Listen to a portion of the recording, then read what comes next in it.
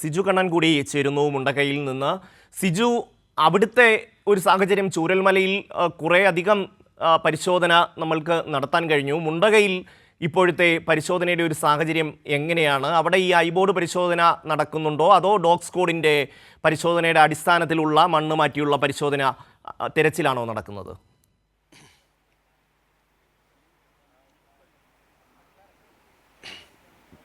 ഈ മുണ്ടക്കൈ മേഖലയിൽ, പുഞ്ചിരിമട്ടം മേഖലയിൽ ഇന്ന് നടക്കുന്നത് രക്ഷാപ്രവർത്തകർ നേരിട്ട് ഈ പ്രദേശങ്ങൾ, വീടുണ്ടായിരുന്ന സ്ഥലങ്ങൾ ഉൾപ്പെടെ നേരിട്ടിറങ്ങി പരിശോധന നടത്തുകയാണ്. അങ്ങനെ നടത്തിയ പരിശോധനകൾക്ക് ശേഷം ആവശ്യമായ ഭാഗത്ത് നിന്ന് മണ്ണ് മാന്തി യന്ത്രങ്ങൾ ഉപയോഗിച്ച് പരിശോധന നടത്തുന്നു.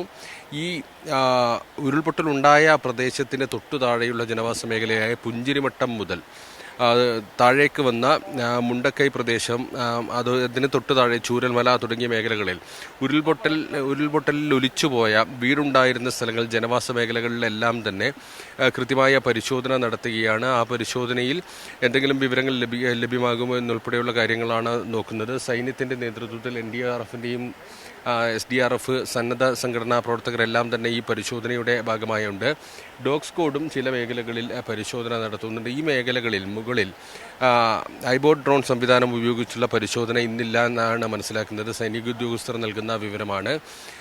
നാട്ടുകാരും ഈ പ്രവർത്തനത്തിനൊപ്പം ഭാഗമായിട്ടുണ്ട്, പരിശോധനയുടെ ഭാഗമായി നിൽക്കുന്നുണ്ട്. ഏതായാലും പരിശോധനകൾ ഇപ്പോഴും തുടരുകയാണ്. പ്രധാനമായും വീടുണ്ടായിരുന്ന പ്രദേശങ്ങൾ നോക്കിയാണ് പരിശോധന നടത്തുന്നത്. ഞാൻ ഈ നിൽക്കുന്ന പ്രദേശത്തിൻ്റെ വശത്തായി നിരവധി വീടുകൾ ഉണ്ടായിരുന്നു. ഈ റോഡിനും അതോടൊപ്പം തന്നെ ഈ ചെറിയ പുഴയൊഴുകിയിരുന്ന സ്ഥലത്തിനും ഇടയിലായി നിരവധി വീടുകളുണ്ടായിരുന്നു. ഇതിന് മുകളിലുള്ള മേഖല, മുണ്ടക്കയിലെ ചെറിയ കവല ഉൾപ്പെടെ പൂർണ്ണമായും തകർന്നിട്ടുണ്ട്. വ്യാപാര സ്ഥാപനങ്ങൾ തകർന്നിട്ടുണ്ട്, നിരവധി വീടുകൾ തകർന്നിട്ടുണ്ട്. പ്രദേശവാസികൾ പറയുന്നത് 30-ലധികം വീടുകൾ ഈ മേഖലയിൽ ഉണ്ടായിരുന്നു എന്നാണ്. ഒഴുക്കിൽപ്പെട്ട നിരവധി പേരെ ഈ ഭാഗത്ത് കാണാതായിട്ടുണ്ട്. അവരെ കണ്ടെത്തുന്നതിന് വേണ്ടി കൂടിയുള്ള പരിശോധനയാണ് ഇന്നിപ്പോൾ നടന്നുകൊണ്ടിരിക്കുന്നത്. ഷമി, സിജു, ഈ ഐബോർഡ് പരിശോധനയേക്കാൾ കൂടുതൽ ഫലപ്രദം ഈ ഡോഗ് സ്ക്വാഡിൻ്റെ പരിശോധനയാണ് എന്ന് വേണം മനസ്സിലാക്കാൻ. കാരണം കഴിഞ്ഞ ദിവസം രാത്രിയിൽ തിരച്ചിൽ ഏതാണ്ട് അവസാനിപ്പിച്ച് എല്ലാവരും മടങ്ങുന്ന നേരത്താണ് ആ ഒരു സിഗ്നൽ ലഭിച്ചത്. അതിൻ്റെ അടിസ്ഥാനത്തിൽ, മുഖ്യമന്ത്രിയുടെ കൂടി നിർദ്ദേശത്തിൻ്റെ അടിസ്ഥാനത്തിൽ വീണ്ടും രാത്രി ഏതാണ്ട് 9 മണിവരെ തിരച്ചിൽ നടന്നിരുന്നു. പക്ഷേ ഒന്നും കണ്ടെത്താൻ കഴിഞ്ഞില്ല. ഇന്നലെയും സമാനമായൊരു സാഹചര്യം ഈ ഐബോർഡ് സിഗ്നൽ ലഭിച്ചതിൻ്റെ അടിസ്ഥാനത്തിൽ പരിശോധിച്ചപ്പോൾ 2 ഇരുമ്പ് കഷണങ്ങളാണ്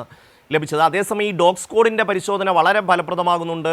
ഏതാണ്ട് 20ഓളം ബോഡി പാർട്സ് കണ്ടെത്താൻ കഴിഞ്ഞു എന്ന് പറയുന്നുണ്ട്. സിജു,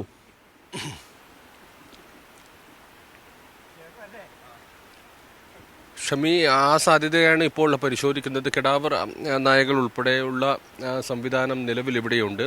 കേരള പോലീസിൻ്റെ സേനയുടെ ഭാഗമായ 3 നായകൾ, അതോടൊപ്പം തന്നെ ഈ സൈന്യത്തിൻ്റെ ഭാഗമായുള്ള dog squad, Tamil Nadu fire and rescue ടീമിൻ്റെ ഭാഗമായ ഡോഗ് സ്ക്വാഡും ഇവിടെ സ്ഥലത്തുണ്ട്. ഇവയെ ഉപയോഗിച്ചുകൊണ്ടുള്ള പരിശോധന വളരെ കാര്യക്ഷമമായി തന്നെ നടത്തുന്നുണ്ട്. കൂടുതൽ മണ്ണിനടിയിൽപ്പെട്ട ആളുകളുണ്ടെങ്കിൽ അവരുടെ മൃതദേഹം കണ്ടെത്തുന്നതിനുൾപ്പെടെയുള്ള സഹായകമായ രീതിയിൽ ഇവരുടെ സേവനം പ്രയോജനപ്പെടുത്തുക എന്ന ലക്ഷ്യമാണ് ഉള്ളത്.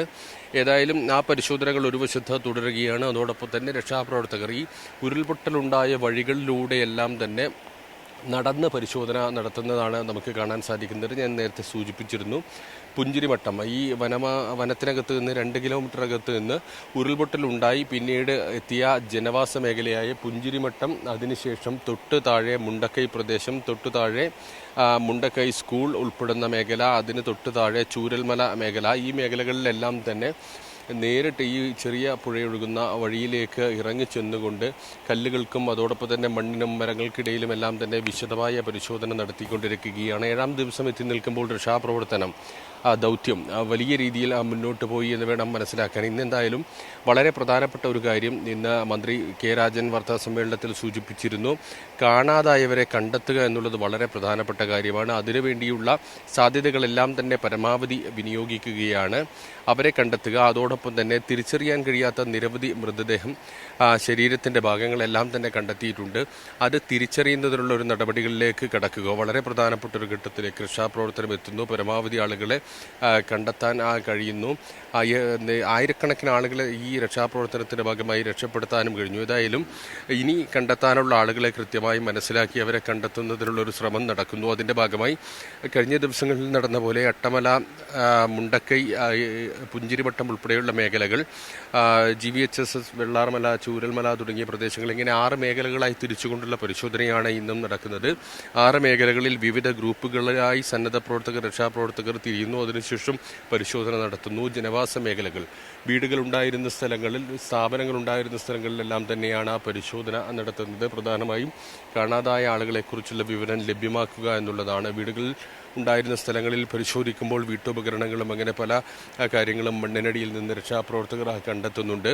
വീടുകൾ ഉണ്ടായിരുന്ന സ്ഥാനത്ത് വലിയൊരു മൺകൂനകൾ മാത്രമാണ് കാണാൻ സാധിക്കുന്നത്. വലിയ പാറക്കല്ലുകളും മരങ്ങളുമെല്ലാം പതിച്ച് നിരവധി മനുഷ്യർ കഴിഞ്ഞിരുന്ന വീടുകൾ ചെറിയ മൺകൂനകൾ പോലെ രൂപപ്പെട്ടിരിക്കുന്നു. ചില വീടുകൾ കാണാനേ ഇല്ല, മണ്ണിനടിയിലാണ്. ചില വീടുകളുടെ ചെറിയ അവശിഷ്ടങ്ങൾ മാത്രം കാണാൻ സാധിക്കുന്നു. ഇപ്പോൾ തന്നെ നമുക്ക് കാണാൻ സാധിക്കുന്ന ദൃശ്യങ്ങൾക്ക് തൊട്ടു താഴെ ഒരു വീടുണ്ടായിരുന്നതാണ്. ആ വീട്ടിൻ്റെതായി ഒന്നും ഇവിടെ നമുക്ക് കാണാനില്ല. പൂർണ്ണമായും ഈ ഉരുൾപൊട്ടലിൽ തകർത്തെറിയപ്പെട്ടു. അവിടെ ഉണ്ടായിരുന്ന മനുഷ്യർ ഒഴുക്കിൽപ്പെടുന്ന ഒരു സാഹചര്യമുണ്ടായി. നിരവധി വീടുകൾ ഈ മേഖലകളിൽ നിന്ന് ഇങ്ങനെ ഒലിച്ചു പോയിട്ടുണ്ട്. പുഴയ്ക്കും റോഡിനുമിടയിലുള്ള പ്രദേശം, അതോടൊപ്പം തന്നെ ഈ റോഡിന് മുകളിലുള്ള നിരവധി വീടുകളും തകർന്നു പോയിട്ടുണ്ട്. നിരവധി പേരെ കണ്ടെത്താനുണ്ട്.